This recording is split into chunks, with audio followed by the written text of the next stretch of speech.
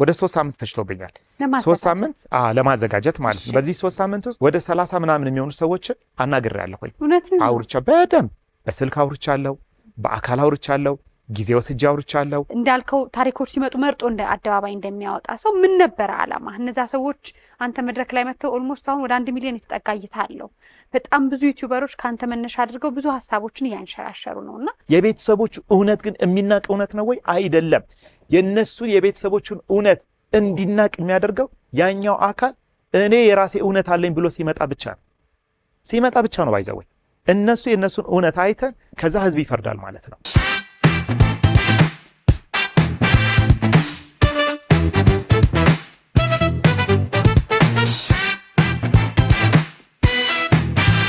እንዴት ናችሁ በያላችሁበት ጥሩ ሰንበት እንዲሆንላችሁ እንመኛለን እዚህ እንግዲህ ጋበዝኩላችሁ ብዙዎቻችን እናውቀዋለን የእርቅ ማዕድ የአእምሮ ጤና ማዕከል መስራች ነው ትግስት ዋልተንጉስና እንዳልካሰፋ አንድ ላይ መስርተው በጣም ብዙ ሰዎች አእምሯቸውን ጤና የሚጠብቁበት ማዕከል ነው እንዲሁ የእርቅ ማዕድ ደግሞ ሚዲያ ዋና ስራ አስፈጻሚና መስራች ዩቲዩብ በራሱ ትልቅ ኃላፊነት ነው ብዬ ነው ጋዜጠኝነት ተምረሃል ቋንቋና ስነ ጽሁፍ ላይ እንደዚሁ አሁን ደግሞ በስነ ልቦና ማማከሩ ዙሪያ በጣም ብዙ ሰዎችን ስትረዳ እናውቃለን እንዳልክ እንኳን ደህና ቆየሽኝ መቅዲ በጣም ደስ ብሎኛል እንግዲህ ስላረክሽ የሰሞኑ ደግሞ አነጋጋሪ እኮ እንዳልክ አነጋጋሪ ሆነ ጋዜጠኝነቱም አለ ከሰሞኑ ወቅታዊ ጉዳይ አንፃር ደግሞ በጣም ብዙ ሰዎች ጋር መጣ ስልካችን ባለተራ ሆኜ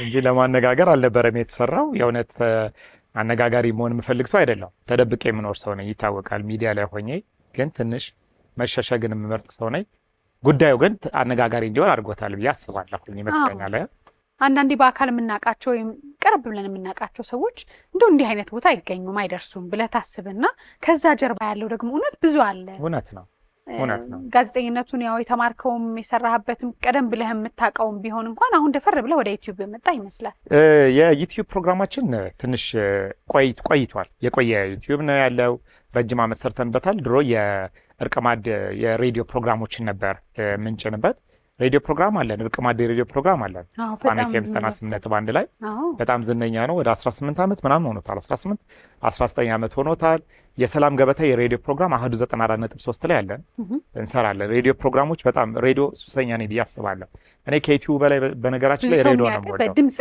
በድምጽ ነውና በጣም ነው የምወደው ደግሞ የእውነት ወደዋለሁ ሬዲዮ ነው ወደዋለሁ በቃ እኔ የሬዲዮ ሰው ነኝ ብዬ ነው የማምነው ሬዲዮ ነፃነት አለው አይደል አሁን አንቺ ጋር ለመምጣት ያለው ትግል አስቢው እንግዲህና ስለሆነ ከባድ ፊትሽ ምን ይመስላል ጸጉርሽ እንዴት ነው ነፍ ጥያቄ ነው እዛ እኮ በስሊፐር ካልሰርካችሁ ነው የምትገቡት አሉ ከላይ ሸሚዝ አሁን ምንም ኖርማል ነው ምንም በቲሸርት በጋቢ ደስ ይላል ነፃነቱን ወደዋለሁ እና እኔ ሬዲዮ ሰው ነኝ ብዬ አስባለሁ ይሄ የሬዲዮ ፕሮግራማችን ነው ወደ ዩቲዩብ ይጫን የነበረው ከዛም በኋላ ግን የሬዲዮ ትራዲሽናል ሚዲያ የሆነ መጣ መሰለኝ አይደለም ስለዚህ ወደ ኢንተርኔት ቴሌቪዥን ስትመጪ አንደኛው አማራጭሽ ትልቁ አማራጭሽ የዩቲዩብ ነው የሚሆነው ዩቲዩብ ፕሮግራሞች ላይ ዝም ብለን ስቶሪዎችን እየጫነን ሙያው የሆኑ ነገሮችን እየሰጠን የመጣ ነውና ትንሽ የቆየ ፕሮግራም ነው አለን ዩቲዩብ ለማለት ያክል ነው ትንሽ ምንድነው የስነ ልቦና ማማከር በተለይ አእምሮ ጤና የሚወክሉ ሙያተኞች ወይም ግለሰቦች በጣም ከጀርባ ይሄ ገና አደባባይ ያላወጣ ነው ነገር ነው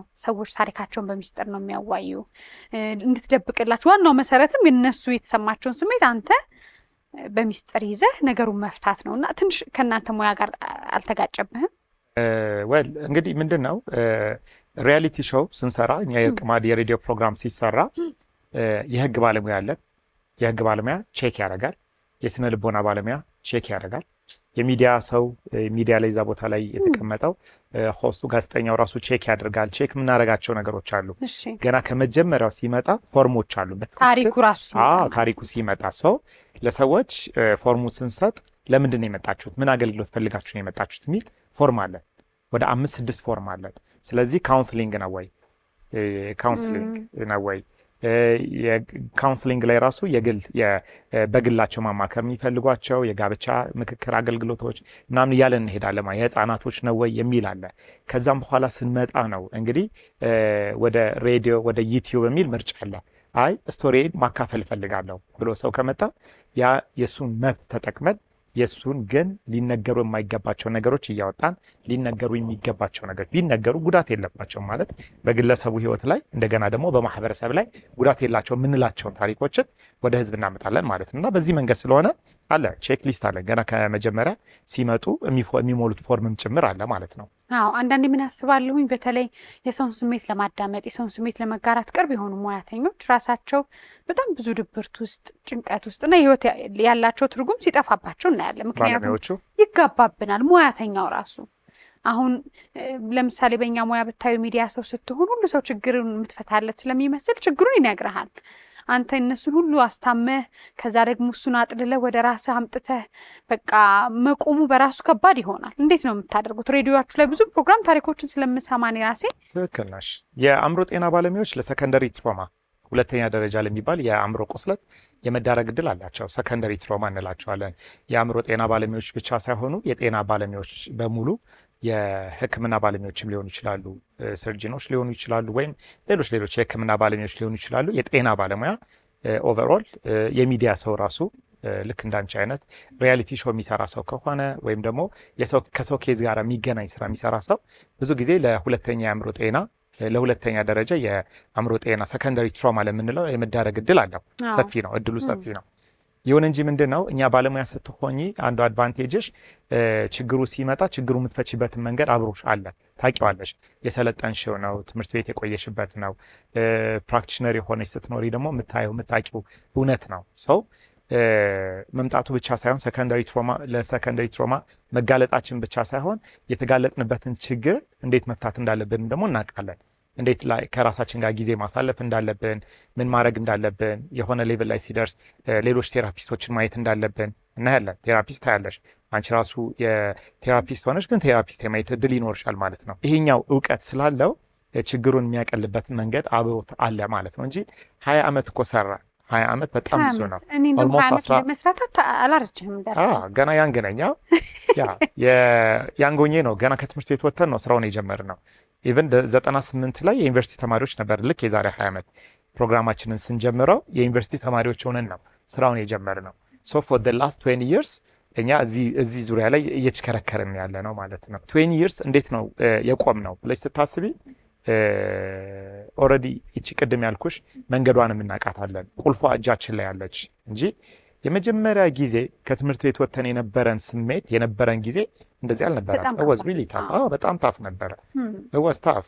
በጣም ረጅም ጊዜ ሎከር ሳንዘጋ የምንሄድበት ጊዜ ነበር። በራችን ክፍት ተደርጎ የሚካሄድበት ጊዜ አለ። በጣም ረጅም ሰዓት የምናለቅስበት ጊዜ ነበረ። ከቤት ማንወጣበት ጊዜ ነበረ። ቤታችንን ቆልፈን ቀናት የተቀመጥንባቸው ጊዜያቶች ነበሩ። በጣም ታፍ የሆነ ነገር አሳልፈናል።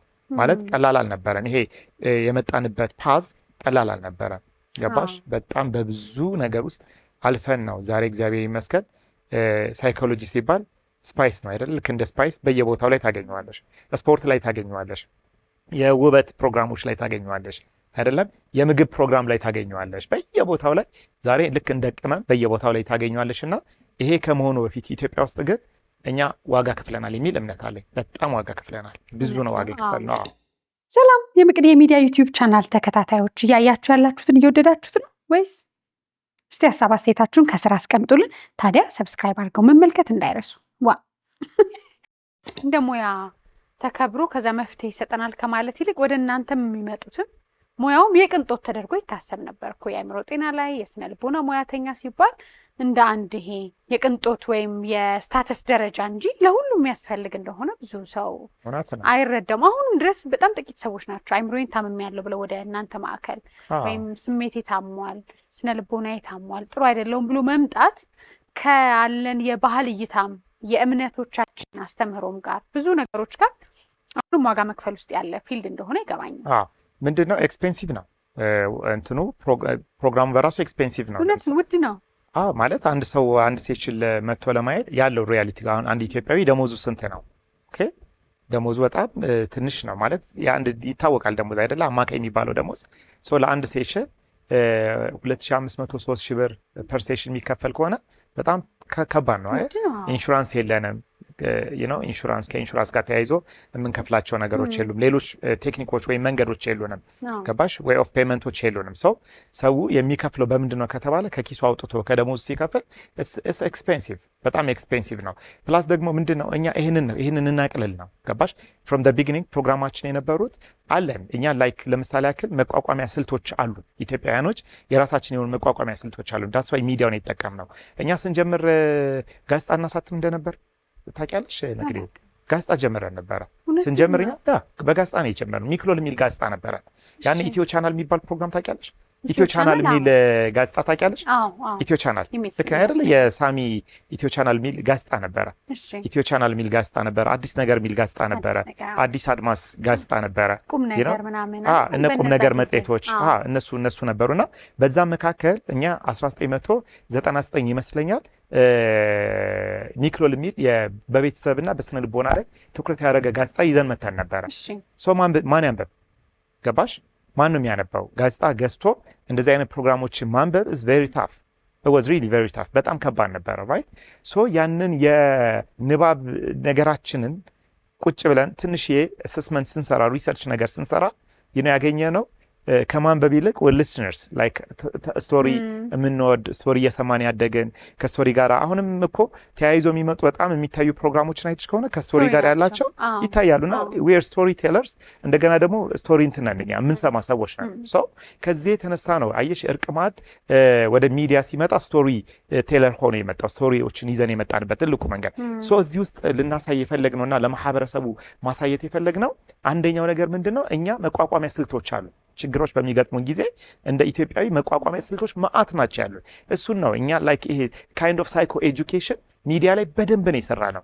ችግሮች ሲፈጠሩ እንዴት መፍታት እንዳለባቸው በቤታቸው ውስጥ ሆነው ገባሽ? ቅድሚያ ከሃይማኖት አባቶቻቸው ጋር ስፒሪቹዋል ካውንስለርስ አሉ which is እኔ በጣም የምወደው ማለት ነው። ገባሽ? በጣም አፕሪሺየት የማደርገው ፕሮግራም አለ። ስፒሪቹዋል ፕሮግራም ስፒሪቹዋል ካውንስለርስ አሉ። ገባሽ? እነዚህ ስፒሪቹዋል ካውንስለርስ በቤት ውስጥ አሉ፣ አጠገብሽ አሉ። ለምሳሌ ያክል የንስሐ አባትሽ አሉ ራይት? ያንቺ የንስሐ አባትሽ ከእሳቸው ጋር የምታሳልፊው ጊዜ አለሽ።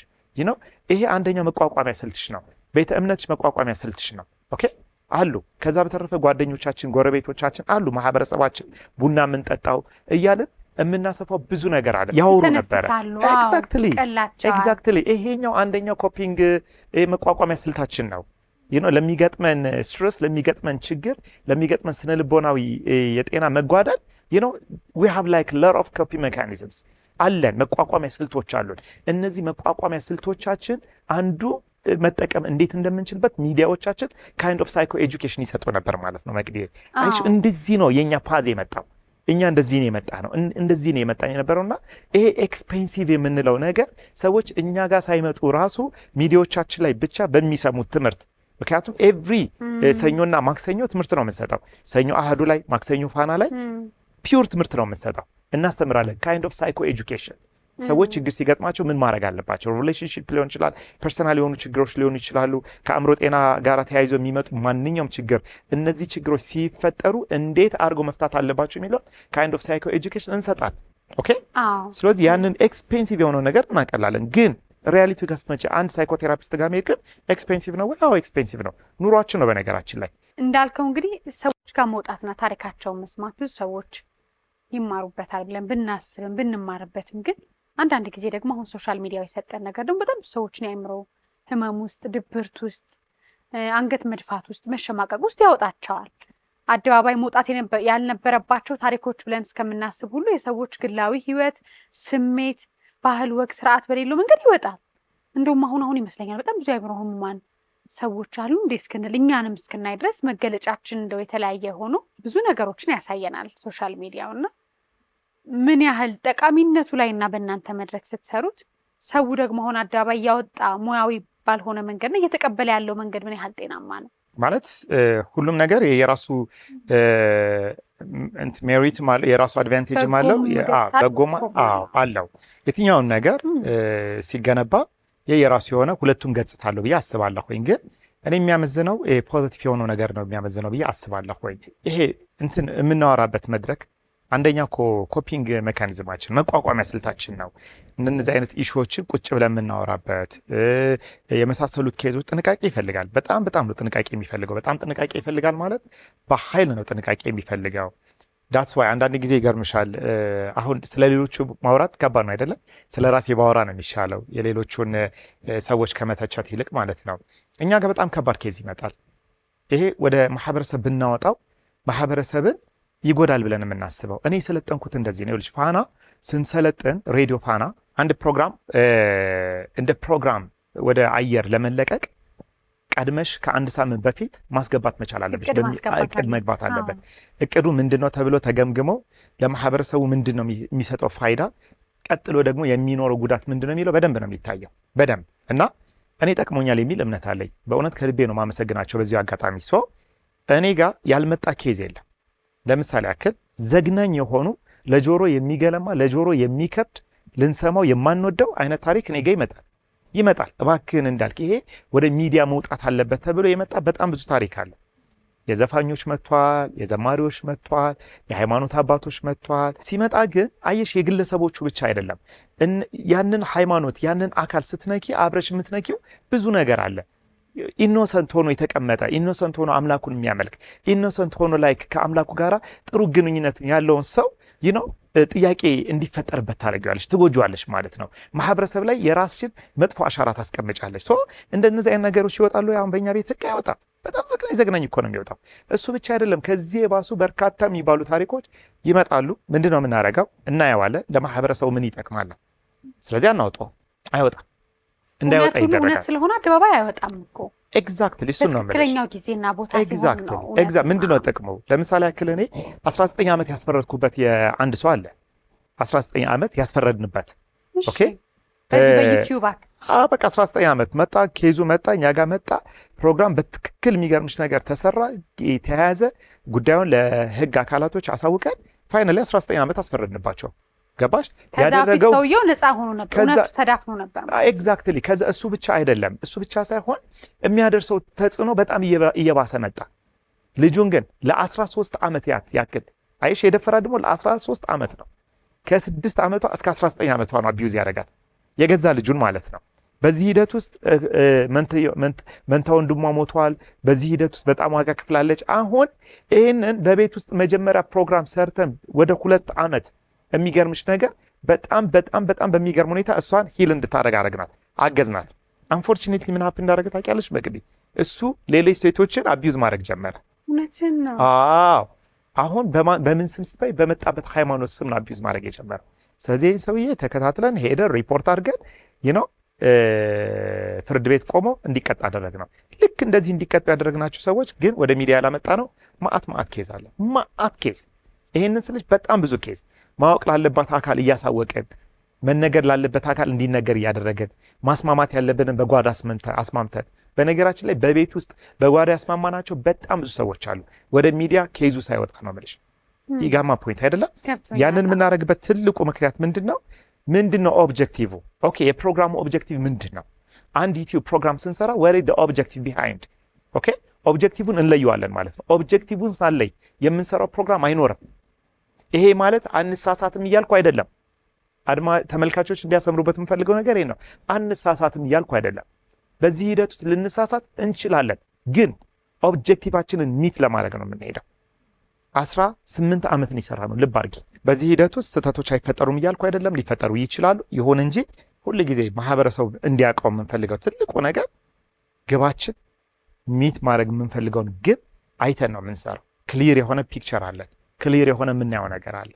18 ዓመታት ውስጥ ስንሰራ ስማችን በጣም ጎልቶ ያልወጣበት ምክንያትም ይሄ ነው። ተደብቀን የምንሰራቸው ስራዎች ስለሆኑ ማለት ነው። ጥሩ እንግዲህ እንዳልክ ወደ ሀሳቤ እየመጣ ይመስለኛል። ከሰሞኑ እንግዲህ ምናልባት ሙት ማረፍ አለበት ከሚሉት ሙሉ በሙሉ እስማማለሁ። ግን ደግሞ እውነት ደግሞ ሁልጊዜ እውነት ነው። እውነት ተደብቆ አይቀርም። ከዛ እውነቱ የሚያማቸው እውነቱ የሚያድናቸውም ሰዎች አሉና ከአንድ ሳምንት በፊት ይመስለኛል የታላቁን የጥበብ ሰው ነፍሱን ይማር የነፃነት ወርቅነህ ቤተሰቦችን ጋብዘህ ነበረ። ወደ ዓላማው ስለመጣህልኝ ነው። ዓላማ ምን ነበር? መጀመሪያ እንዴት ነው ወደ አንተ ጋር የመጡት? ብዙ ሚዲያዎች ላይ ሀሳባቸውን ተንፍሰው ሰምተናቸዋል። ያላየናቸውም ሰዎች አንተ ጋር መጥተው ሀሳባቸውን ገልጸዋልና እንደ አንድ የሚዲያ ሰው እንዳልከው ታሪኮች ሲመጡ መርጦ እንደ አደባባይ እንደሚያወጣ ሰው ምን ነበር ዓላማ? እነዛ ሰዎች አንተ መድረክ ላይ መጥተው ኦልሞስት አሁን ወደ 1 ሚሊዮን የተጠጋ እይታ አለው። በጣም ብዙ ዩቲዩበሮች ከአንተ መነሻ አድርገው ብዙ ሀሳቦችን እያንሸራሸሩ ነውና አንተን አውቃለሁ። ምክንያቱም አንድ ነገር ሳታምንበት ሳታጣራ ይሄንን ፕሮግራም ለመስራት ረጅም ቀናት እንደፈጀብህ በጣም ብዙ ሰዎች እንዳወራህም እየሰማሁ ነበርና ያ ሁሉ ማጣራትና መመራመር ወጥቶ ደግሞ ዩቲዩብ ላይ ወጣበት ዓላማ ምንድን ነው? እንዴት መጡ ወደ አንተ ከሚለው ጀምሮ? ቴንኪዩ በጣም ጥሩ ፖይንት ላይ መተሽልኛል። እኔ ያንቺንም ተመልካቾች አንድ ነገር መጠየቅ የምፈልገው ይህንን ፕሮግራም እንኳን ራሱ ከመጀመሪያ እስከ መጨረሻ እዩት ብዬ ነው የማስበው። ከመጀመሪያው ጀምራችሁ በቃ በትዕግስት እስከ መጨረሻ የትኛውንም ኮመንት ራሱ ለመስጠት ትክክል ነው ትክክል አይደለም ለማለት ለመፍረድ ገባሽ? ይሄ ነገር እኮ ትክክል አይደለም ይሄ ነገር እንዳልክ ትክክል ነው ለማለት ፕሮግራሙን ጀምሮ መጨረስ እኔ ተገቢ ነው ብዬ አምናለሁኝ። አሁን ኮሚኒቲውን ሳይ ሁለት ቦታ ተከፍሏል። የኛ ማህበረሰብ ሁለት ቦታ ተከፍሏል። የዚህ ፕሮግራም ኦብጀክቲቭ ግን የነበረው እንደ ባለሙያ እንደ ሚዲያ ሰው ህዝብ ማወቅ ያለበትን እውነት እንዲያቅ ማገዝ ነው። በቃ እኛ ያለን እጃችን ላይ ሚዲያ ነው ያለን እና ሚዲያ ላይ የመቆየት ልምድ አለ። ልምዳችንን እውቀታችንን ያለንን ሚዲያ ተጠቅመን ለህዝብ እውነት ማሳየት ነው። ኦብጀክቲቭ እውነት ነው። በነገራችን ላይ እኔ ሰው ሞቶ ማረፍ አለበት። ጥሩ ነው፣ ሞቶ ማረፍ አለበት። በህይወት ያሉት ሰዎች ለምን አያርፉ? ለምንድን ነው የሞቶ ብቻ የሚያርፈው? ኦኬ፣ በህይወት ያለው ሰው ማረፍ የለበትም? እንደውም ከሞቶ በላይ በህይወት ያለው ሰው ማረፍ የለበትም? ዴዝ ኢዝ ዘ ኤንድ ኦፍ ሴንሴሽን። በእኔ እይታ ይሄ ግል እይታዬ ነው። ኢዝ ዘ ኤንድ ኦፍ ሴንሴሽን አይደለ? መቼም ያንን ሰው ከሞተ በኋላ እጁን ብናነሳ እግሩን ብናነሳ አይኑን ብናነሳ ተሸክመን ወስደን ስንቀብረው እኮ አያውቅም አይደለም? ኢዝ ዘ ኤንድ ኦፍ ሴንሴሽን። እኔ በዚህ ሐሳብ ስማማለኝ። ነገር ግን የሞተው ሰውዬ አይረፍ እያልኩ አይደለም፣ ነፍሱ አትረፍ እያልኩ አይደለም። እሱ አይደለም ፖይንቴ። በህይወት ያለው ሰው ስንነካው የሚያመው ስጋ ያለው አካል ያለው ኦኬ፣ መንፈስ ያለው ስሜት ያለው የሚተኛው የሚነሳው የሚርበው ከስሜቱ ጋር ያለው ሰውስ ማረፍ የለበትም ወይ ነው? ማረፍ አለበት። ገባሽ? በነፂ መሞት ያላረፉ ሰዎች አሉ። እነዚህ ሰዎች እንዲያርፉ ነው እኔ እድል የሰጠሁት። ምን ያህል እርግጠኛ ሆንክ ብዬ አስባለሁ። እንዳልክ አሁን አደባባይ ሲወጣ እንጂ ከነገሩ ጀርባ ምን ያህል እርግጠኞች ነን? የነፃነት ቤተሰቦች እህቶቹ፣ ወንድሞቹ አላረፉም ያልክበት እውነት ምንድን ነው? በሌላኛው ወገን ደግሞ በነፃነት ሞት ተነግዶበታል ወይም አትርፈውበታል ወይም ገንዘብ ወይም የሆነ ድራማ አለ ያልክበት እውነት አለ። እውነቱን ለማጣራት የሄድክበት መንገድ አለ። ምንድን ነው አንተ የታየህ እውነት? ባገኛቸው ባያቸው በተመረመርካቸው ብዙ ውስጥ መግባት የሉብን ነገሮች እንደማታወራና የማይመለከተንን ጉዳይ እንደማታነሳ የኖርክባቸው የእድሜ ልምዶች ሙያዊ ስርዓቶች ያስገድዱናል እናምናለን። ግን ፕሮግራሙን ለመስራት የተጓዝከውን መንገድ በሙሉ ግን ማወቅ እፈልጋለሁ። ምን ነበረ? በጣም ጥሩ። ሲጀምር ጀምሮ አሁን ይሄ እውነት የቤተሰቦቹ እውነት እንጂ የኔ እውነት አይደለም። ኦኬ፣ ልብ እንድትሉት የምፈልገው ይሄ የቤተሰቦቹ እውነት ነው። ቤተሰቦቹ አለም ብሎ ይዞት የመጡት እውነት ነው። ይህንን እውነት ይዘን ስንመጣ ሲጀምር እኔ የነፂ ጓደኛ ነኝ። ነፂ ወዳጄ ነው አይደለ? ነፂ የብዙ ሰው ወዳጅ ነው ይታወቃል። አሁን ጓደኛ ለማለት ራሱ እኮ ጓደኝነት ተመርጦ አንተ ግን ምን ያህል ጊዜ ነፂ የብዙ ሰው ወዳጅ ነው። እኛ ባለፈው 1 ዓመት ከ2 ወር ወይም ከ3 ወር እንግዲህ በጣም ወዳጆች ነን ብዬ አስባለሁ። በሳምንት 2 ወይም 3 እንገናኝ ነበረ። የሆነ ብዙ ጊዜ የሚያሳልፈበት ቤት ይታወቃል። እዛ ቤት እንገናኛለን፣ እናወራለን፣ ሻይ እንጠጣለን፣ ጊዜ እንወስዳለን። በጣም አሪፍ ጓደኞች ነበሩት። አይ ዶንት ኖ አይታችሁ ከሆነ የነፂ በተቀበረ ቀን የጻፍኩት አንድ ጽሁፍ ነበረ ሶሻል ሚዲያ ላይ ፌስቡክ ፔጅ ላይ በኮሚቴ ልናድነው ሲገባን በኮሚቴ ቀበር ነው የሚል አንድ ጽሁፍ ጽፌ ያለሁ። ራሱ በጣም ትልቅ ጽሁፍ ነው። ጽፌ ነበረኝ። ይሄ ልክ የተቀበረ ቀን ቀብረነው ስንመጣ የጻፍኩት ጽሁፍ ነው ማለት ነው። እዚህ ላይ አንድ ነገር መታወቅ ያለበት ነገር ምን መሰለሽ? አሁን እኔ እንደ ወዳጅ ፕሮግራሙን አልሰራሁትኝም፣ በተአምር አልሰራሁትኝም። እንደ አንድ ባለሙያ ነው የሰራሁትኝ፣ እንደ አንድ ጋዜጠኛ። አንቺ እጅሽ ላይ ቢሆን ኑሮ ልትሰሪው እንደምትችይው ፕሮግራም ነው የሰራሁትኝ። የራሴን የሆነ ፐርሰናል የሆነ ነገር ላለማስገባት በጣም ነው የተጠነቀቅኩትኝ።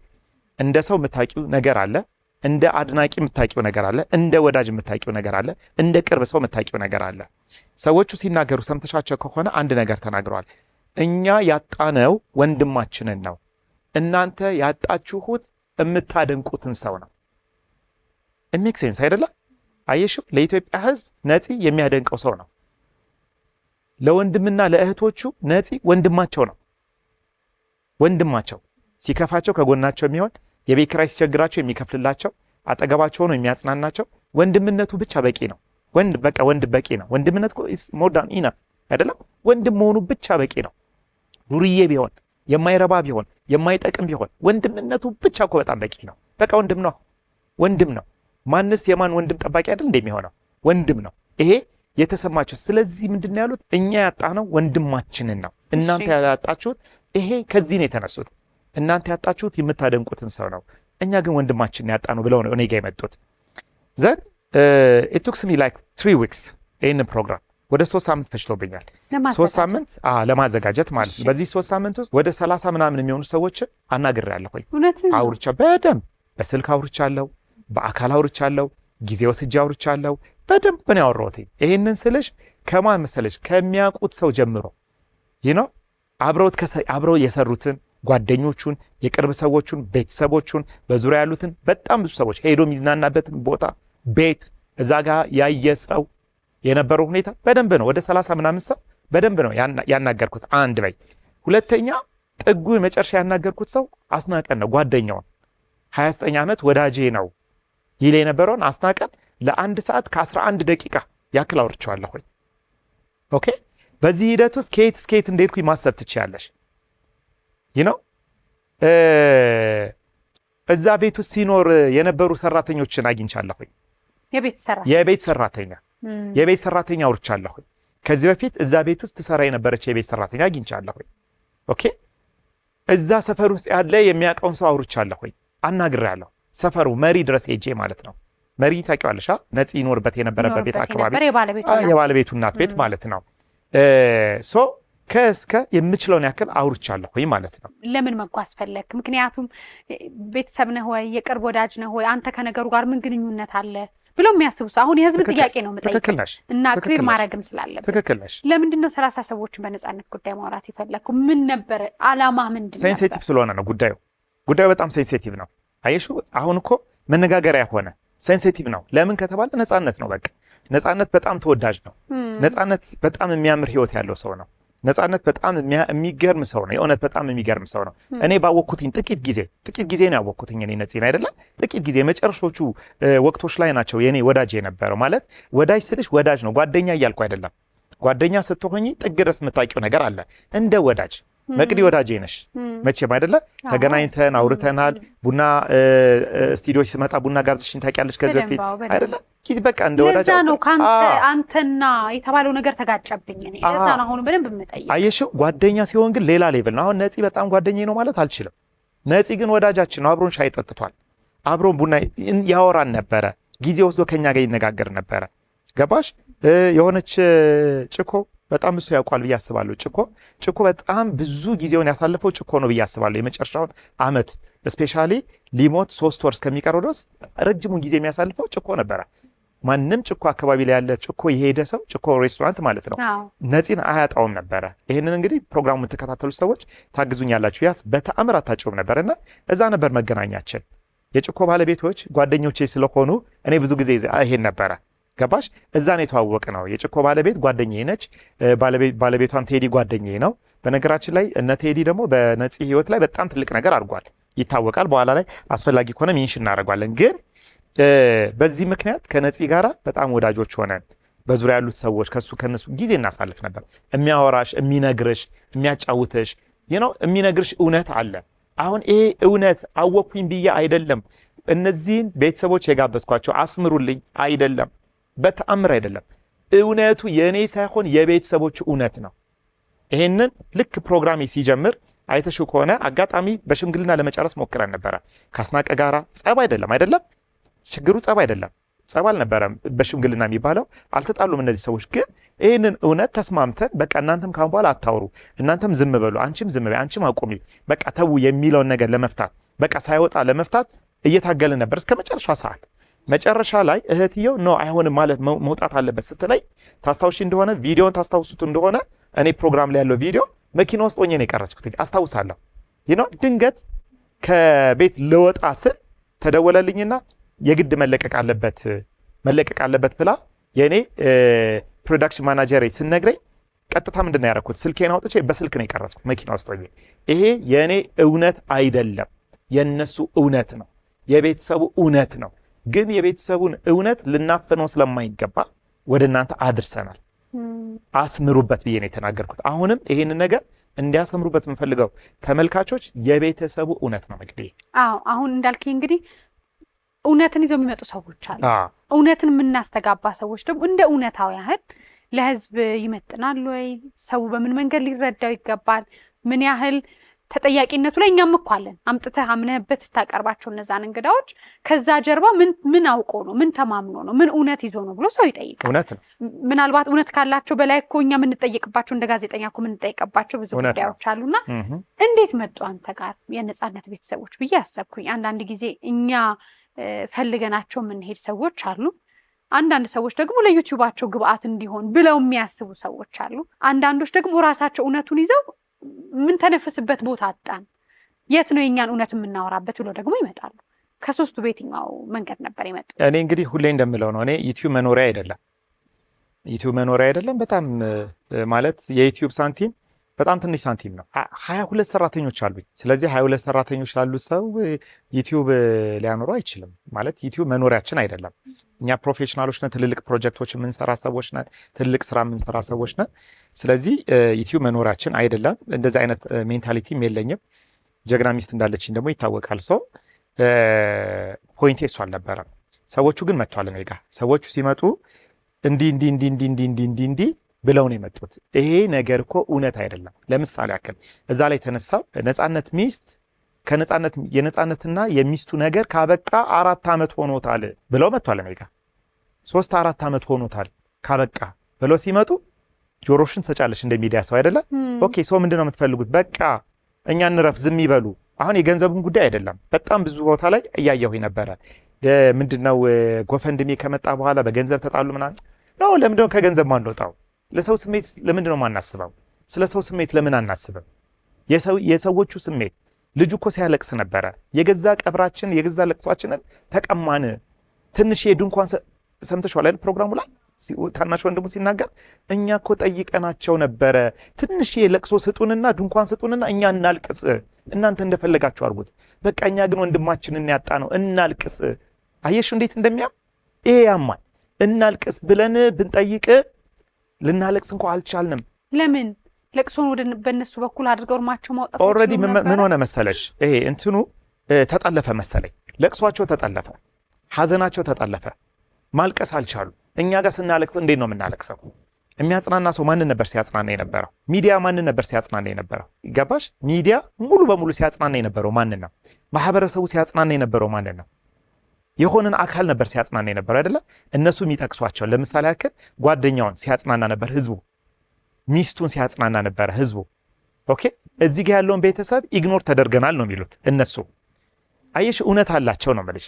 እኛ የለቅሶ ስርዓታችን ምንድነው ስንባል ግሪፍ የሚወጣበት ሐዘን የሚወጣበት አንደኛው መንገድ እኮ በምትፈልጊው ልክ ስታለቅሺ ነው። በምትፈልጊው ልክ ማልቀስ ብቻ አይደለም፣ ስታለቅሺ የሚያጽናናሽ ሰው ትፈልጊያለሽ። አይዞሽ የሚልሽ ሰው፣ እግዚአብሔር ያጽናሽ የሚልሽ ሰው ትፈልጊያለሽ። ይህ ነው አሁን ህዝባችን ያልተረዳው ያልገባው። ገባሽ? ይሄ ነው ብዬ ነው ማስበው። የሚያቅፍሽ ሰው ትፈልጊያለሽ። አይዞሽ ከጎንሽ ነው የሚልሽ ሰው ትፈልጊያለሽ። ይሄ ቤተሰብ ሙሉ በሙሉ ኢግኖር ተደርጎ ነበረ። የሚያጽናናው ሰው አልነበረ፣ የሚያግዘው ሰው አልነበረ፣ ከጎኑ የሆነ ሰው አልነበረ። ግን ምን ሆነ? ወንድሞቹ እንደሚናገሩት የሆነ ጊዜ ላይ ግን ልክ ጎፈንድሚ ማሰባሰቢያ ተካሂዶ የሆኑ ቀናቶች ሲቆጠሩ ግን ጓደኞቻቸው እየደወሉ ምን ይሏቸው ነበረ? በጣም ገንዘብ ተሰብስቦ የለ እንዴ? ለምንድን ነው ማጋበዘን? አይሹ ታናሽ ወንድሙን ምን እንደሚባል በቃ ዛሬ ሸቅላችኋል፣ እንትን ይሄን ያክል ብር ሰጥቷችኋል እየተባለ ነው። እንትና እኮ 3 ሚሊዮን ብር ሰጣችሁ፣ ስለዚህ በቃ ለምን አጋብዙንም ይላል። አየሹ አይደለ? አሁን ሰው እነዚህ ሰዎች በገዛ ወንድማቸው ሐዘን ሳይጽናኑ ከሐዘናቸው ሳይቆሙ ሳይበረቱ ፕላስ በገዛ ወንድማቸው ገንዘብ ሰሩበት የሚባለው ነገር የበለጠ ደግሞ ይሰብራቸዋል። ስለዚህ እነዚህ ሰዎች ከዚህ የተነሳ ከምትሰሚው ነገር ተነስተሽ እውነት እንዳላቸው ይሰማሽና ኤክስትራ ኢንቨስቲጌሽን ትፈልጊያለሽ። ስለዚህ ኢንቨስቲጌት ላድርግ ብለሽ ትሄጃለሽ። ስትሄጂ የምትሰሚው ታሪክ ሌላ ነው። ሰራተኛው የምትናገረው ታሪክ ሌላ ነው። ስለ ቤቱ የምትናገረው። የሆነ ሰው የሚናገረው ታሪክ ሌላ ነው። በቃ የኔ ሰራተኛ ተያት።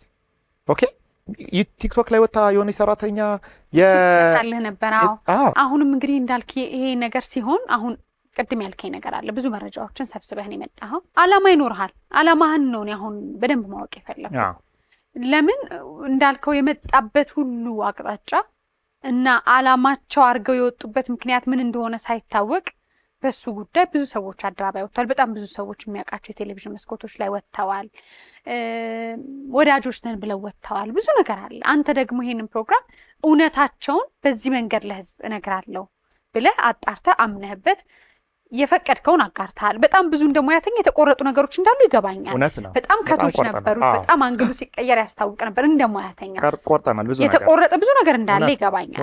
ግን ይሄኛው እውነት በቃ ልክ ነው አሁን ባለው ነገር በእነሱ እውነት እነሱ ያሉትን ደግሞ በዚህ ነገር ደግፌው አቅርቤዋለሁ ብለሃል። እውነት ነው። የቀረበው ላይ ግን የመጨረሻው ያንተ ዓላማ ምንድን ነው? እነዚያ የሰበሰብካቸውን ነገሮች ወደ ህዝቡ ደግሞ ማውጣቱ ምን አስፈለገ? በጣም ጥሩ። እዚህ ጋር አንድ ነገር ላሳይሽ። አሁንም ይኸውልሽ እውነቱ የነሱ እውነት አምኖ መልቀቅ ነው። አሁን ይሄ እዚህ ላይ ለምሳሌ ያክል እዛ ላይ ሁለት ሰዎች ነው ስማቸው በኃይል የተነሳው አይደለም። አንደኛው አስናቀ ነው አይደል? ከአስናቀ ጋር 1 ሰዓት ከ11 ደቂቃ አውርተን የሚገርም የራሱን እውነት ነግሮኛል። የራሱን እውነት ነግሮኛል። ለእኔ ነው የነገረኝ። የሚገርም እውነት። ይህንን እውነት ይዘህ ብትመጣ እነዚህ ሰዎች ላይ ልታደርሱ የምትችለው ጉዳቱ ከባድ ነው። ነገር ግን ና ከኔ ጋር እናውራ ብየዋለሁ። ኦኬ አሁን የራሱ እውነት ነው የነገረኝ። የራሱን እውነት የሱ እውነት ስለነገረኝ ግን ወደ ሚዲያ ታወጣለህ ካላችኝ አላወጣው። ተቀብዬ አጣርቼ ጊዜ ወስጄ ኢንቨስቲጌት አድርጌ ድጋሚ አወጣለሁኝ ማለት ነው። ገባሽ አይደለም? ስለዚህ እሱ ስላለ ትክክል ነው ማለት አይደለም። ግን ተመሳሳይ አየር ሰዓት ሰጥቼ እኔ እኮ ፈቃደኛ ነኝ። ተመሳሳይ አየር ሰዓት ላይ ቁጭ ብለን እንድናወራ ፈልጋለሁ። ከሚስቱ ጋራ በጣም ደጋግሜ ነው የደወልኩላት። ቮይስ ልኬላታለሁ። ልታነሳው ፈቃደኛ አይደለችም። ኦኬ ደጋግመን ነው ቮይስ የላክንላ ልትመልስልን አልቻለችም። እነዚህ ሰዎች የራሳቸው እውነት ካላቸው ደግሞ እኛ ዝግጁ ነን የነሱ እውነት ወደ ህዝብ ለማድረስ። እነዚህ ዝግጁ ነኝ። አሁንም እደግመዋለሁ፣ በጣም ዝግጁ ነኝ ወደ ህዝብ ልናደርስ ማለት ነው። እውነት ካላቸው አለን ካሉ ትክክለኛ ቦታ የኔ ሚዲያ ነው ብዬ ነው የማስበው። ምክንያቱም ትዋት ኤክስቴንት እንደማውቀው ጉዳዩን ህዝብ ስለሚረዳው ህዝብ ይረዳዋል። በቃ ምን ያክል እንደማውቀው አውቃለሁኝ እኔ ጥግ ድረስ። የትኛው ሚዲያ ላይ ቢሄዱ በራሳቸው መንገድ ነው የሚሄዱት። እኔ ጋር ከመጡ ግን ማስረጃ ይዤ ነው የምሞግታቸው በማስረጃ። ኦኬ ስለዚህ እውነት አላቸው እነዚህ ሰዎች ብዬ ሳምን ሚዲያ እድል ነው የሰጠዋቸው። በተመሳሳይ ሁኔታ በዛ በኩል ያሉትን ቤተሰቦቻቸውንም ጓደኛውንም ሚስቱንም ተመሳሳይ አየር ሰዓት ለመስጠት ነው ዝግጁ ነኝ ማለት ነው። በጣም ጥሩ። ከዚህ የተነሳ ግቡ ምንድነው? ኦብጀክቲቭ ቀደም ብለናል። እውነት ሁሉ እውነት ያለ ጊዜው ብለናል። ኤግዛክት ኦብጀክቲቭ ምንድነው ከተባለ የመጀመሪያው ነገር በወንድማችን ስም የሚለመነው ነገር በቃ ይብቃ ይቁም። ኦልሬዲ አንድ ባለሀብት 3 ሚሊዮን ብር ሰጥቷል። ስለዚህ እኚህ ባለሀብት የሰጡትን 3 ሚሊዮን ብር ሞዳን ኢነፍ። አንድ ሁለተኛ የወንድማችን ስም ባልተገባ መንገድ ደጋግሞ አይነሳ። ለምሳሌ ያክል የወንድማችን ጓደኛ ነኝ የሚል ግለሰብ ለ29 ዓመት እኔ ጓደኛው ነኝ የሚል አንድ ግለሰብ በየመድረኩ በየሚዲያው በየቦታው ላይ ተገቢ ባልሆነ መንገድ እያነሳ ነው። ለምሳሌ ያክል ነፃነት መኪና ነበረው። ትንሿ ምሳሌ ነው የምሰጥሽ። መኪና ያለው መኪና አልነበረውም፣ አባካይ ነው የሚል ቃላቶች ተጠቅሟል ከዚህ በፊት። ይሄ ሰው ነው የሚሉት እነሱ፣ የእነሱን ሐሳብ ነው እየተናገርኩ ያለው ልብ አድርጊ። ስለዚህ እነሱ ምንድን ነው የሚሉት? ወንድማችን አባካኝ እንደሆነ ይነገራል። የቤተክርስቲያን ፕሮግራሞች ላይ የማይጠቀሙ ተገቢ ያልሆኑ ቃላቶችን ይጠቀማል። ወንድማችንን የሚያኮስስ የወንድማችን ስም በሚያጎድፍ መንገድ፣ ነገር ግን የራሱን ስብዕና በሚገነባ መንገድ ካይንድ ኦፍ ፕሮሞሽን እየተሰራበት ነው ያለው። ስለዚህ ወንድማችን ላይ የሚነሱ ነገሮች ይቁሙ። አንድ በሱ ስም የሚሰበሰብ ገንዘብ ይቁም። በሱ ስም የሚሰበሰበው ገንዘብ እኛን እየጎዳን ነው ያለው። በምንድን ነው የሚጎዳችሁ? በየቆጠይቀ ምንድነው ችግሩ? እናንተ አልነበራችሁም ወይ ሚዲያ ላይ ወጣችሁ እንደዚህ ስትሉ የሚል እኮ ጥያቄ አንስተን ነበረ አይደለም እንዴ? እየጎዳን ያለው ለምሳሌ ያክል ተብሎ እነሱ የዘረዘሯቸው ማአት ምክንያቶች አሉ። ኦኬ ፖይንቱ ምንድነው? ይሄ ነው በሱ በኩል ያለው አንድ። ሁለተኛ በሚስቱ በኩል ያለው ነገር ያልኖረውን ወንድማችን ያልኖረው ማለት ለምሳሌ ያክል እነሱ እንደሚሉት ነፂ ሪሌሽንሺፕ ትዳሩ ከቆመ ወደ 3-4 ዓመት ሆኖታል። ሲመጣ እዛ ታሞ ነው የመጣው። ታሞ ሲመጣ እሷ ልታስታምመው አልቻለችም ስላልፈለገች። ኢቨን ቃሏ እህትዮ ስትጠቀም ሰብትሻት ከሆነ ወይም ወንድምዬ ይመስለኛል አንድ በጣም የሚገርም ቃል ተጠቅሟል። እሱ ታሞ ወንድምዬው መሰለኝ የተናገረው ሰው ያይ ነበረ። እዚህ በሰው ተከቦ የኖረ ሰው የሚያስታምመው አቶ አሜሪካ ላይ። ስለዚህ ከዛ የተነሳ ወደዛ አልሄድም አለ። ኦኬ አልሄድም አለ የሚል ነገር ተነስቶ ነበረ። ስለዚህ ለሷ የተሰጠው የተጋነነ ክብር አይሽ አይደለ? ያልተኖረ ህይወት የሌለበት። ለምሳሌ ያክል የነሱ ሐሳብ እኛ ቆርጠም ያወጣነው ማአት ነገር አለ። ግን ጠቅለል አድርገን ስናወጣው ግን ወንድማችን ተቃጥሎ ነው የሞተው፣ ታሞ ነው የሞተው፣ ዋጋ ከፍሎ ነው የሞተው። እሱ ከሞተ በኋላ በሱ ስም የሚነገደው ነገር ይቁም ነው። ለምሳሌ ያክል በገንዘብ ብቻ አይደለም ባይዘው የሚነገደው፣ እውቅና እኮ ይነገዳል። እውቅና በደንብ ይነገዳል። በደንብ ነው እውቅና የሚነገደው። ክብር ይነገዳል። ክብር ይነገዳል። ስለዚህ ወንድማችን ላልኖረው ኑሮ ነው የሚሉት እነሱ፣ ላልከፈለው ህይወት፣ ላልኖረው ኑሮ የሚከፍለው ዋጋ አለ። እዚህ እሱን ስናይ እኛ ጤናማ ስሜት የተሰማን አይደለም። ምክንያቱም እውነቱን ስለምናውቀው። አየሽ አሁን የነሱ እውነት ወንድሜ እኮ አንድ ነገር ብሏል። አሁን ይሄንን ተናግሬያለሁ፣ ከአሁን በኋላ እኔ በሰላም እተኛለሁ ብሏል። ሚዲያ ፕሮግራሙ ላይ ሳምተችሁ ከሆነ እኔ ይሄንን ተናገርኩ አይደለ? ይሄን ህዝብ አወቀው፣ በቃ በሰላም ነው የምተኛው አለ። በቃ ዋናው ህዝብ ይወቅልኝ። የውሸት ነበረ ነው። ደግሞስ አንድ ነገር ልንገርሽ፣ ሰው ከሞተ በኋላ ለምንድን ነው አርቲፊሻል የሆነ ድራማዎች የሚሰሩት? ሚዲያ ላይ ህይወቱን አይተሽዋል። ትረካዎቻችን፣ ወሬዎቻችን በቃ ያልኖረውን ኑሮ ቀባብተን የምናወራው ነገር፣ የሌለውን ነገር አሳምረን የምንናገረው በጣም ብዙ ዘግናኝ የሆኑ ነገሮች አሉ። እኔ በጣም ከነፂ ጋር የተያያዘ በጣም ብዙ ኢንተርቪዎችን ሰምቻለሁ፣ አይቻለሁ። የተለያዩ ቪዲዮዎች ላይ፣ የተለያዩ ፕሮግራሞች ላይ፣ የተለያዩ ዩቲዩቦች ላይ፣ የተለያዩ ጽሁፎች ላይ ያየሁኝ ነበረ። በቃ ይገርማል የሚሰራው ድራማ። እኔ አንድ ቀን አወጣለሁኝ 8 ዓመት አብሮት የተጣላው ሰውዬ ሚዲያ ላይ ወጥቶ ጓደኛዬ ሲል እኔ አፍሬያለሁኝ። በጣም አፍሬያለሁ። አንቺም ታውቂዋለሽ ይሄን ጉዳይ ባይዘው። ለምን ነው አሁን እኔ ከሚታወቁ ሰዎች ጀርባ ከሀዘናቸው ጀርባ ድራማ ለምን ይበዛዋል? ለምንድን ነው የተቀነባበሩ ነገሮች የማይመለከታቸው ሰዎች ሁሉ አደባባይ ሲያወጡ ተጠያቂነት የለው? ህግም ራሱ የለም ወይ? ከዛ ባህል የለም፣ እምነት የለው ወይ? ስርዓት የለንም ወይ? እና የት ጋ ነው? ለምንስ ብለህ አንተ ትንሽ ሄድክበት እንድትገልጹ አልፈልግም። ምክንያቱም ከተማን ሀገርን የሚያጠፋ ሊሆን ይችላል። ምክንያቱም ከባድ ነው። ከዚህ በላይ ያሉት እውነቶች ሊያሙ ይችላሉ። ግን አንደኛው ምን መሰለሽ እንግዲህ ይኸውልሽ ሰዎች አዲክሽን የሚባል ይሄ አንዳንድ ጊዜ ስልጣን ላይ የሚኖሩ ሰዎች በቃ እሱ እኮ በጣም ታማኝ ነው፣ ገንዘብ አይነካም ምናምን ይባላል። ታውቂያለሽ ይሄን ነገር? በስመ አብ እሱ እኮ ገንዘብ አይነካም፣ ሀገርን በጣም ይወዳል ምናምን ብለው ሀገርሽን ግን 30-50 ዓመት በቃ አንቀጥቅጦ ሲገዛ ይኖራል አይደለ? ገንዘብ አይነካም፣ ብር አይነካም ምናምን ነገር። እንደዚህ አይነት ሰዎች አጋጥሞሽ ያውቃሉ? አይተናል በታሪክ ውስጥ አይደለ? የዓለም ታሪክ ውስጥ አይተናል። እነዚህ ሰዎች ገንዘብ ላይፈልጉ ይችላሉ፣ ግን ፓወር አዲክትድ ናቸው። ፓወር አዲክሽን አለ፣ የፓወር አዲክሽን አለ። ኦኬ፣ የመታየት አዲክሽን ያለባቸው ሰዎች አሉ። መታየትን የሚፈልጉ በቃ መታወቅን የሚፈልጉ ሰዎች፣ አቴንሽን ሁሉ አይን ወደ እነሱ ላይ እንዲሆን፣ ኤግዛክትሊ አቴንሽን ሲከርስ አሉ። የዓለም አይን እነሱ ጋር እንዲሆኑ እኔ እኮ ሰምቻለሁ። በነገራችን ላይ ይሄን ኢንቨስቲጌት ሳደርግ እኮ በዚህ ሂደት ውስጥ በጣም ፕራውድሊ እኮ የሚያወራ ሰው አለ። በቃ ሰው ሁሉ እኮ እግዚአብሔር ያጽና እያለኝ ነው ምናምን እያለ በጣም በኩራት የሚያወራ ሰው አለ። ግን በዚህ ሂደት ውስጥ በዚህ ነገር ውስጥ በቃ በነፂ መሞት በጣም ስሙ በጣም ፕራውድሊ በጣም በኩራት እኮ መንቀሳቀስ የሚፈልግ ሰው አለ። አቴንሽን ሲከርስ የሚሆኑ ሰዎች አሉ። ስለዚህ ፖይንቱ ምንድን ነው? ያንን የሚያሳዝነውን ታሪክ ወደ ራሳቸው መቀየር የሚፈልጉ ሰዎች ሊኖሩ ይችላል። የሚዲያ ሰው ከራሱ አንግል ይህንን ፕሮግራም ወደ ህዝብ ሊያደርስ ይችላል ማለት ነው። ፖይንቱ ግን ምንድን ነው ካልሽኝ፣ ለእኔ እንደነዚህ አይነት ሰዎች ከሰዎች መሞት የሚያተርፉ ሰዎች አሉ። መታዘኑ ራሱ ደስ የሚላቸው ሲታዘንላቸው፣ ምስኪኖች ሲባሉ፣ ተጎድተዋል እኮ ሲባሉ፣ አዝኗል እኮ ሲባሉ፣ ተሰብሯል እኮ ሲባሉ የሚረኩ ሰዎች አሉ። እርካታ የሚሰማቸው ሰዎች አሉ። መኖራቸውን የሚያስታውሱ ሰዎች አሉ። ኦኬ። ስለዚህ በነፃነት ሞት ውስጥ እንደዚህ አይነት የተሰማቸው ሰዎች አሉ ወይ? አዎ ሊኖሩ ይችላሉ። እነዚህ እንግዶቼ የነፃነት ቤተሰቦች አሉ ብለው ነው የመጡት። አሉ ብለው መጡ።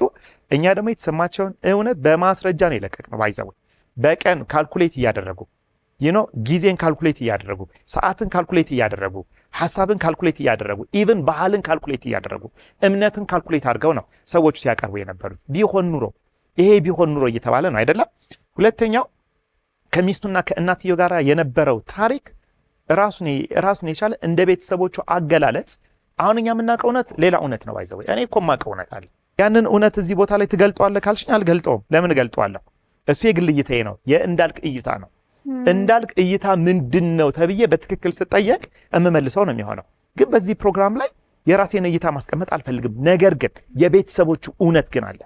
የቤተሰቦቹ እውነት ግን የሚናቅ እውነት ነው ወይ? አይደለም። የነሱን የቤተሰቦቹን እውነት እንዲናቅ የሚያደርገው ያኛው አካል እኔ የራሴ እውነት አለኝ ብሎ ሲመጣ ብቻ ነው ባይዘው እነሱ የነሱን እውነት አይተን ከዛ ህዝብ ይፈርዳል ማለት ነው እንጂ የሆነ ቀን ላይ ፕሮግራም ላይ ነገሩን የበለጠ አያጦዘውም። እንዳልክ አሁን ምን አለ መሰለህ ሚዲያኑን ሰዎች መጡ፣ እውነታቸውን ተናገሩ። ያንተ እውነት አለ፣ የሰበሰብካቸው እውነቶች አሉ። ሌላ እውነት አለኝ የሚል አካል ወይ አስናቀ፣ ከዛ ወዳጆቹ መጡ፣ ከዛ እነሱ መልስ፣ ከዛ እነዚህኞቹ መልስ። የቱ ጋር ነው የሚቆመው? መሀል ላይ እውነቱ ሲወጣ ይቆማል። ሰዎች ያርፋሉ። በዚህ ሰዎች ያርፋሉ። እውነቱ መውጣቱ ምን ይጠቅማል? ሰዎች ያርፋሉ። ይሄ ነው የሚያሳርፋቸው። መውጣቱ ነው እውነት መውጣቱ። ለምሳሌ ተደባብቆ መኖሩ፣ አሁን ተሸፋፍኖ መኖሩ የሚጎዳ ሰው አለ። ሰው እኮ ይጎዳል። በነገራችን ላይ ነፂ ነፍሱ ትረፍ፣ ነፂ ትረፍ እየተባለ እኮ እህትና ወንድሞች እኮ እየየ እያሉ እያለቀሱ ነው። ገባሽ? ከነፂ ማረፍ በላይ የቤተሰቦቹ ማረፍ አይበልጥም? በእውነት ግን አይበልጥም? ከሞተ አንበሳ ይልቅ በህይወት ያለው ውሻ አይበልጥም? እውነታው ይሄ ነው። ልጆቹስ እንዳልክ አሁን እኔም አንዱ የሚዲያ ሰለባ ስለሆንኩኝ በደንብ አብራራልሻለሁ። ኦኬ፣ እዚህ ጋር በደንብ እንድንመለከተው የምፈልገው ነገር ቤተሰቦቹ እውነት አለን ብለው ሲመጡ በነፂ መሞት ምክንያት የተጎዱት ጉዳት አለ። አሁን ስለ ሌሎቹ ለማውራት ሌሎቹ መምጣት አለባቸው። እናትየው የልጆቹ እናት መታ የኔ እውነት ይሄ ነው ብላ እውነቱን ታውጣውና እንመዝነው። ሪያሊቲው ጋር ግን ስትመጪ እኔ ኢንቨስቲጌት እንዳደረኩት በነፂ መሞት ምክንያት የተጎዳ በጣም ብዙ ሰው ነው ያለው። ማለት በጣም ኢኖሰንት የሆኑ ሰዎች ተጎድቷል። ኢኖሰንት የሆኑ ሰዎች፣ በዚህ ጉዳይ ላይ ምንም የማያውቁ ሰዎች ተጎድቷል። ለምሳሌ ያክል የቅርብ ወዳጆቹ፣ በጣም የቅርብ ወዳጆቹ፣ ወደ ሚዲያ ያልወጡ፣ ሚዲያ ላይ የማናቃቸው በጣም የቅርብ ወዳጆቹ በተተረከው ትርክት ተጎድቷል። አሁን ባለኝ ኢንቨስቲጌሽን ነው ማለት ኦኬ። በዛ ሂደት ውስጥ የቅርብ የሚባሉ ሰዎቹ ታሟል። የሚገርምሽ ነገር የሚተረከው ትርክት ጤናማ ባለመሆኑ፣ ሚዲያው ላይ የሚነገረው ነገር ጤናማ ባለመሆኑ የመጀመሪያው ተጎጂዎች ግን ወንድሞቹ ናቸው። እህቱ ነች። እህቱን አንድ ቆንጆ ጥያቄ ጠይቂያት ነበረ። አንቺ ፕሮግራም ላይ ገብተሽ ሚስትዮ ታማኝ እህት ምናምን ስትይ ነበረ፣ ያቺ የትኛዋ ሚሚ እንመናት ብዬ ነበር። እዛኛው ነው ወይስ እዚኛ ያለችው ያለችኝ ነገር ታስታውሻለች? ቃል በቃል የተጠቀመችው እኛ ወደዛ ፕሮግራም የተጠራ ነው፣ ልብ አድርጉ አድማጮች፣ የተጠራ ነው ሻማ ማብራት ተብሎ ነው ሲባል ለአንድ ሀዘንተኛ እስኪያስቡ፣ እንደው በጣም ነፃ ሆናችሁ አስቡ። ወንድሞቻችሁ የሞተባችሁ፣ እህቶቻችሁ የሞተባችሁ፣ የምትወዱት ሰው የሞተባችሁን አንድ ሰው ይሄንን እስኪያስቡ።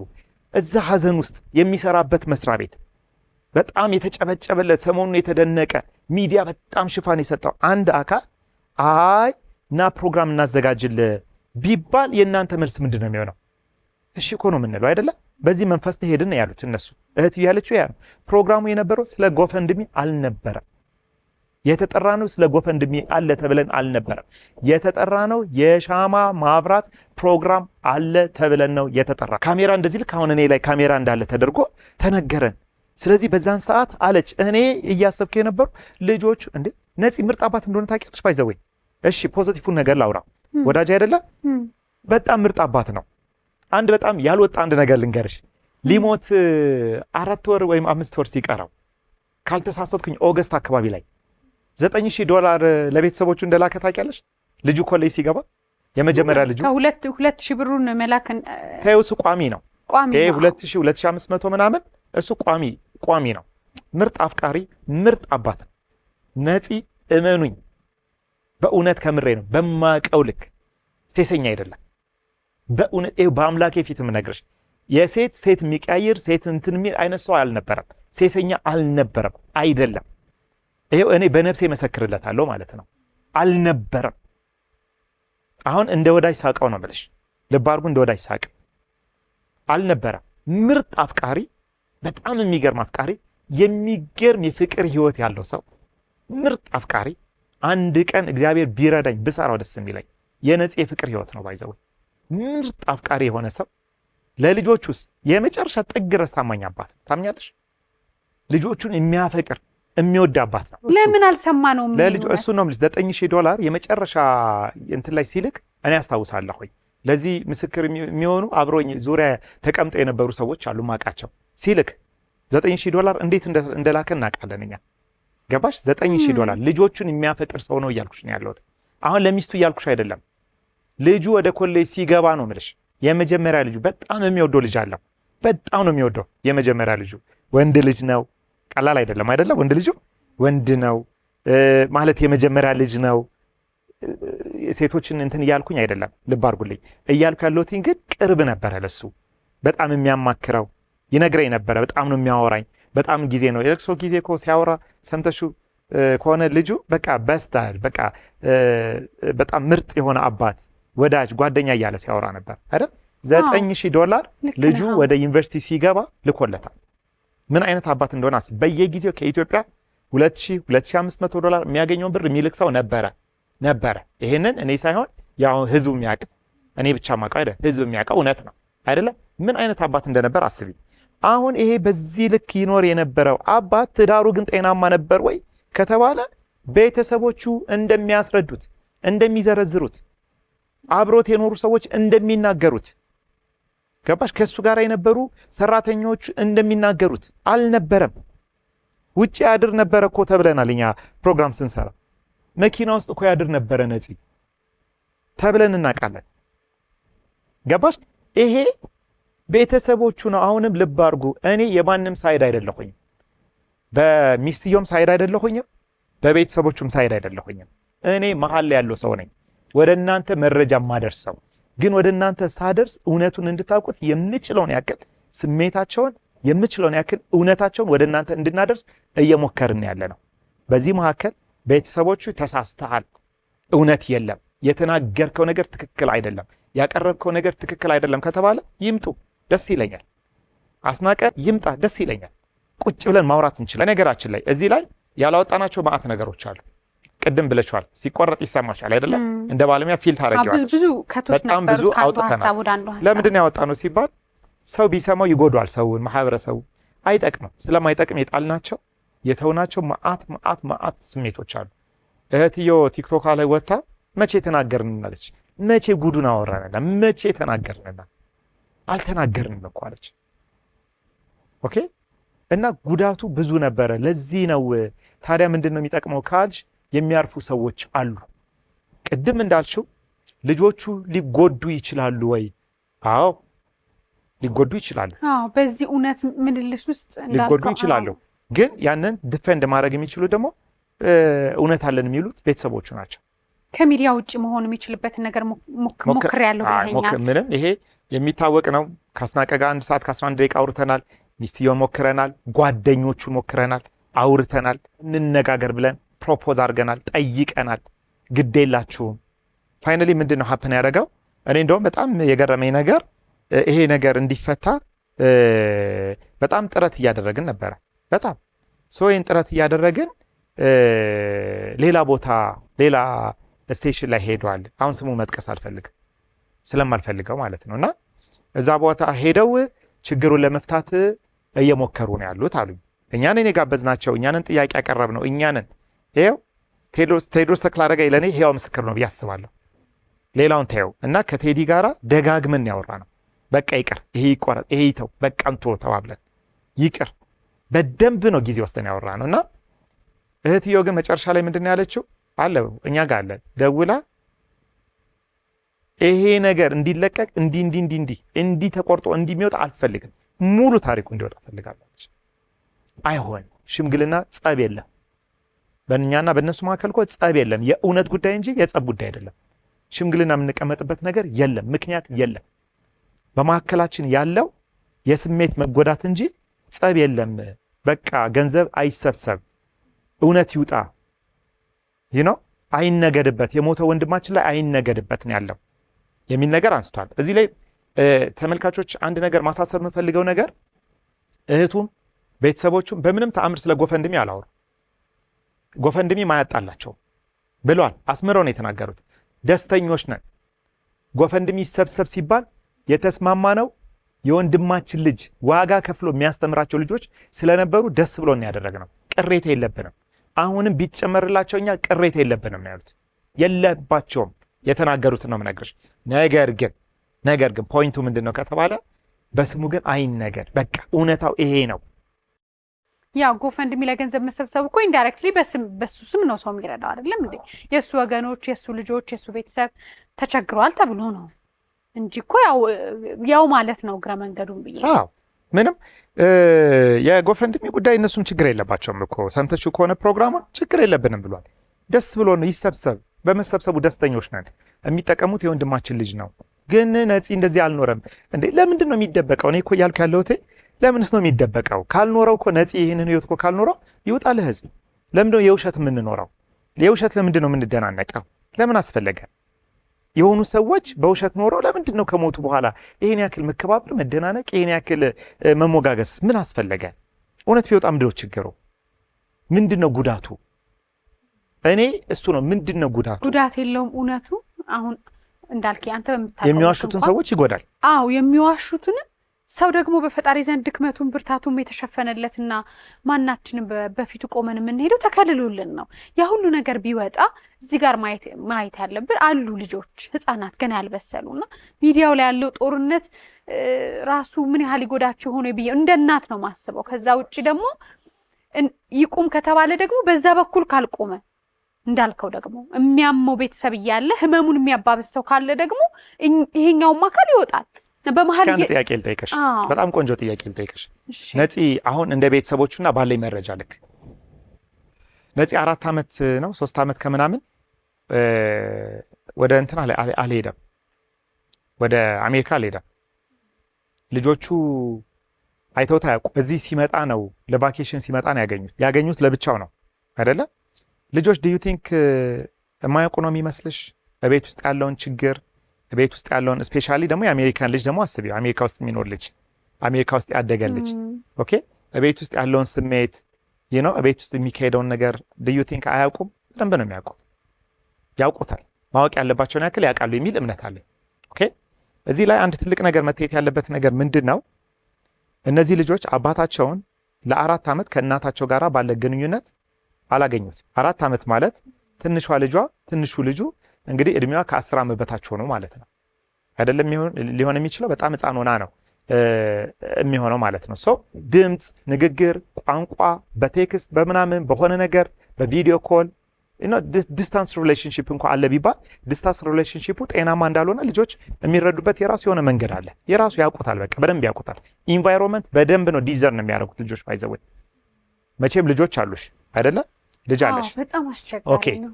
አንቺ ከባለቤትሽ ጋር ባለሽ ግጭትና ለመግባባት በሚፈጠርበት ጊዜ ዲዘርን ያደርጉ በደንብ ነው ዲዘርን የሚያደርጉ። በደንብ ያውቁታል፣ ፊል ያደርጉታል፣ ይረዱታል።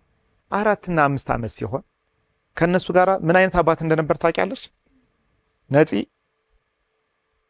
ብር ይሄ በዋትስአፕ ኮል ላይ ሲያወራቸው ድንገት ሰው ቢደውል የዋትስአፕ ኮል ይቋረጣል አይደለ?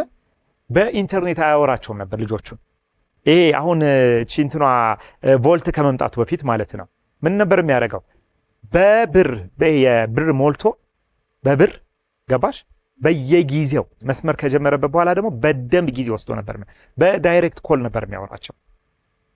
ልጆቹ ምን ያክል እንደሚወድ አስቢ። እያንዳንዷ ቀን ላይ እያንዳንዷ ሰዓት ላይ ህይወት በጣም በጣም ኢንቮልቭድ ማለት ነው። ፋሚሊው ላይ ልጆቹ ላይ ኦኬ። ሚስቱ ላይ ነበር ወይ? እሱም ሚስቱ ትመልስ። እኛ እስካለ መረጃ ግን ከልጆቹ ጋር በጣም የሚገርም ግንኙነት ነበረው። አይ ከኔ ጋርም ነበረው ከተባለ ከፈለለትም ነገር ቀጣይ ምንድነው ሊሆን የሚችለው? አሁን አንተ እንዳልከው የእናንተ ተቋም መረጃዎችን ሰብስቦ ይዞ መቼም ግብ አለ፣ አላማ አለ። መጨረሻው አንዴ አደባባይ ወጣ፣ አንዴ አንተ እጅ ላይ መረጃውን ሰበሰብክ ያስከው። ከዚህ በኋላም እንዳልከው በሩ ክፍት ነው። ሌሎችም ሰዎች መተው ቢነጋገሩ መድረካችሁ ክፍት ነው። የእርቅ ማዕድ መጨረሻ ላይ ግን ወዴት ነው የሚሄደው? አሁን ምን ላይ ነው ያለው? ምን ይጠብቅ ሰው? ምክንያቱም አንዴ ሰተነዋል አይደል? አሁን ነገሮች ባይወጡ እሺ፣ በእርግጠኝነት ከኛ ሾው በኋላ ሌላ የቴሌቪዥን ጣቢያ ላይ ደግሞ ሌሎች ሰዎች መልስ ይሰጣሉ። እሱ ከሆነ እንዴት ነው የሚሆነው? ነገሩ ወዴት ነው የሚሄደው? ምንድን ነው መጨረሻው? ያሰብክበት አላማና ግቡ እውነቱ በትክክል ይወጣል ወይስ በመሀል ምንድን ነው እያደረጋችሁ ያለው? የመጀመሪያው ነገር ህዝብ እንዲረዳው የምንፈልገው ነገር ኢምፓቲ የሚባል ነገር አለ ማለት ሰዎች በእነዛ ሰዎች ቦታ ላይ ሆኖ ችግሮቻቸውን መረዳት ቢችሉ።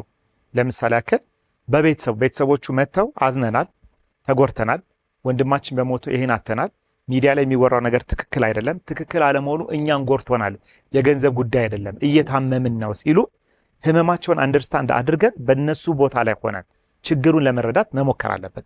መጀመሪያ ህዝቡን የምጠይቀው ይሄን ነው። ወንድሞቹን እህቶቹን የመጀመሪያ ተጎጂዎች ናቸው። በነገራችን ላይ እደግመዋለሁኝ፣ የመጀመሪያዎቹ ተጎጂዎች ወንድምና እህቶቹ ናቸው። ወንድምና እህቶቹ ለምን ካልች ወንድምና እህቶቹ እለት እለት አጠገባቸው ነበሩ። ልጆቹ ይቀጥላሉ። ልጆቹ እንዴት ልጆቹ ሁለተኛ ሆኑ የሚል ጥያቄ አይምሮ ላይ እሱ ነው ያለው። ሊፈጠር ይችላል። ወንድም ሆነ ከባለቤትና ከልጅ በጣም ጥሩ። ሁለተኛ ሊሆን የሚችለው ልጆቹ ጋር ከልጆቹ ጋር የነበራቸው ግንኙነት ልጆቹ በጣም የሚወድ አባት ነው እንደነገርኩሽ፣ በጣም የሚያፈቅር አባት ነው። በጣም የሚያፈቅር አባት ነው። በጣም በተቻለው አቅም ይጠብቃቸው ነበረ። ይሄ አሁን ሚዲያ ላይ የተካሄደ ያለው ነገር ግን አየሽ ተጎጂዎች ናቸው ያልኩሽ ያሉት ኢትዮጵያ ውስጥ አዞን ሆነው በጣም ብዙ ሰው የሚያገኛቸው እለት የሚጋፈጡት እለት ከነገርየው ጋር የሚጋፈጡት ወንድምና እህቶች ስለሆኑ ነው። አሁን ነገርየው ቤተሰብ የልጆቹ አንሰው አይደለም፣ ልብ አድርጎ ስለሚያንሱ አይደለም። ነገር ግን እለት ልክ ከበራቸው ሲወጡ ከማህበረሰብ ጋር የሚገናኙት ቤተሰቦቹ ናቸው፣ ወንድምና እህቶቹ ናቸው። ከሀዘኑ ጋር ፊት ለፊት ትሪገር የሚያደርጋቸው ማአት ነገር አለ። ልጆቹን የሚያደርጋቸው ነገር አለ ወይ? ነፃነትን በማያውቀው ትውልድ ውስጥ ነው የሚያድጉት። አባታቸውን በማያውቀው ትውልድ ውስጥ ነው የሚያድጉ ልጆቹ። ግልጽ ነው። የልጆቹ ነገር እያሳነስኩ አይደለም፣ ልብ እንድታደርጉልኝ እፈልጋለሁ። አይደለም፣ በተአምር አይደለም፣ አደራችሁን አይደለም። የኔ ፖይንት ምንድን ነው እያልኩ ያሉት እነዚህ ሰዎች ግን ወደ ማህበረሰቡ እለት ወንድም ይሆን አይተሻል፣ ራሱ ነፃነትን ነው የሚመስለው። አሁን ምን ማለት ጀመረ? አይደለሁም ማለት ጀመረ። ወንድም ሆነ አይደለሁም ማለት ጀመረ። አየሽው ምን ያክል ጫና እየደረሰበት እንደሆነ፣ ምን ያክል እየተጎዳ ነው ያለው፣ መኖር እያቃታቸው ነው። ስለዚህ ሰዎች መጀመሪያ ይሄንን እንዲረዱት እንፈልጋለን። የመጀመሪያው ነገር ይሄ ነው። ሁለተኛው ነገር ምንድነው? ሁለተኛው ነገር በዛኛ በኩል ለምሳሌ ያክል አስናቀ ንጉሴ ሁለተኛ ሚስቱ እንዳልክ የተሰራው ፕሮግራም ትክክል አይደለም፣ ያለው እውነት ይሄ ነው ከተባለ ኑና እኩል ነገሩን አብረን እናጥራ።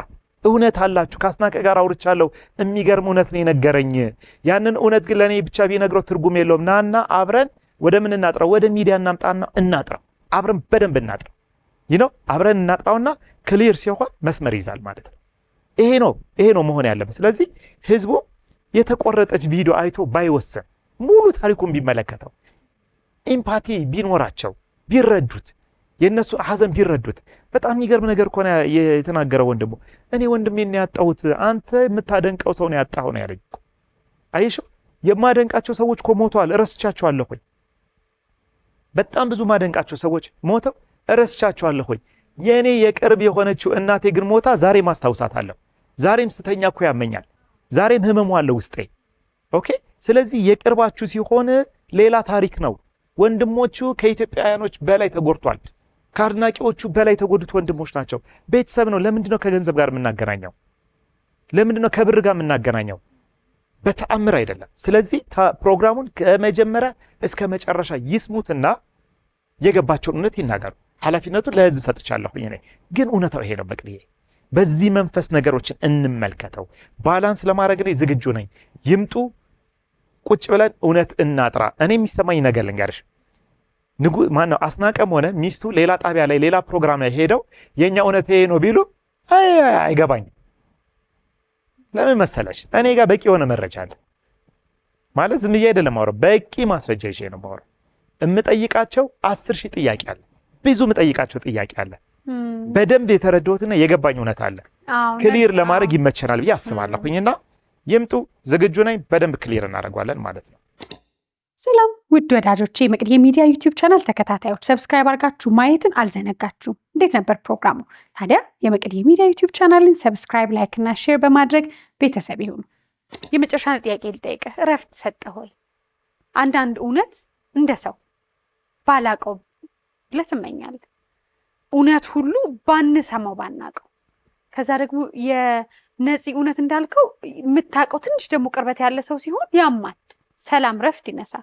ፕሮግራሙ ከተለቀቀ በኋላ እንዳልክ እንደ ሰው እረፍት ሰጠ ወይስ እንኳን አረኩት አልክ ወይስ ባላረገው አልክ ወይስ ቀጣዩ ነገር አስፈራ፣ ፍርሃት አለ፣ ጀግንነት ምንድን ነው እየተሰማ ያለው እንደ ሰው? ቴዎድሮስ ተክለአረጋይ ምን አለኝ መሰለሽ? ይቅርታ አልጠይቅ ድንገት ሜንሽን ማድረግ ከሌለብኝ በጣም ይቅርታ። እኔ እንዳልክ ባይወጣ ብዬ ሳስብ ነበረ። ከኔ ጋር እንዳይወጣ በጣም ተነጋግረናል። አይወጣ በጀርባን ጨርሰው ተባብለን በጣም ተነጋግረናል። ግን አንዳንድ እውነት ለካ መውጣት አለበት። እንኳን አወጣህ ማለት እንኳን አንዳንድ እውነት ለካ ለምንድን ነው ዝም የምንለው ብዬ እንድጠይቅ አደረገኝ። እንኳን ወጣ። ቴዲ ትልቅ ጋዜጠኛ ነው፣ ይታወቃል፣ በመመዘን ይታወቃል። ሚዛናዊ ሆነው አይፈራም፣ ደፋር ነው። አስፈላጊ ከሆነ ለምን እንደዚህ አልክ ብሎ ሊቀጠቅጠኝ ሁላ የሚችል ሰው ነው፣ ደፋር ሰው ነው፣ ይታወቃልና እንዳታወጣው፣ ይሄን ቁረጥ፣ ይሄን አድርግ እያለኝ ነበረ። መጨረሻ ላይ ግን ሙሉ ፕሮግራሙን ለመጀመሪያ ጊዜ 2 ሰዓት ከ30 ቁጭ ቢያየሁትኝ ፕሮግራም ያንተን ፕሮግራም ነው አለኝ። ሳየው ግን ደግ አደረክ፣ እንኳን አወጣኸው፣ አንዳንድ እውነት ለካ መውጣት አለበት አለኝ። የሚዲያ ባለሙያዎች በጣም ብዙ የሚዲያ ባለሙያዎች ደውለውልኝ እንዳልክ በድፍረትህ በጣም እናመሰግናለን፣ ደፋር ሆነ ስላወጣው እናመሰግናለን። ይህንን እውነት እኛ ድሮ ነው የምናውቀው፣ ከመጀመሪያው ቀን ጀምሮ ሲከነክነን የነበረውን እውነት ስላወጣ እናመሰግናለን ያሉ ብዙ የሚዲያ ሰዎች አሉ። ከሁሉም በላይ ግን አንድ የነፂ በጣም የቅርብ ጓደኛ ደውላ ምን አለች መሰለሽ? በጣም ተደስቻለሁ፣ በጣም አመሰግናለሁ። አሁን ምን እያረኩ እንደሆነ ታውቃለህ አለች። ቲያትር እያየሁ ነው፣ እረፍት ተሰማኝ። ለመጀመሪያ ጊዜ ጓደኛዬ ነፂ ከሞተ ቀን ጀምሮ ዛሬ ገና አረፍኳለች፣ እረፍት ተሰማኝ፣ በጣም አመሰግናለሁ።